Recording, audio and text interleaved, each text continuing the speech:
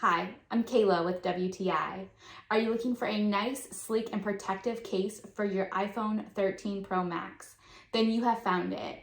This case I received from Cuzmigo in the deep blue color, and it is so beautiful, and I have full confidence that it's protecting my phone. Some of the features I really love about this case is, one, you can customize the buttons. So it comes with some buttons already on the case, but it's super easy to change them to whatever you want. I thought the orange would look really cool with this deep blue color, so I decided to pop out the originals and pop in the orange buttons, and I just think it adds a really cool touch.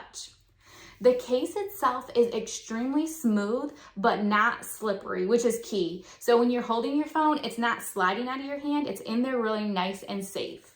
This case also has a really thin profile. It doesn't add any real depth to your phone, which I absolutely love. This case has a little bit of a lip around the front screen. You will notice a nice raised edge around the camera lenses, and that's to help protect them in case you do drop your phone. The case is there to protect it.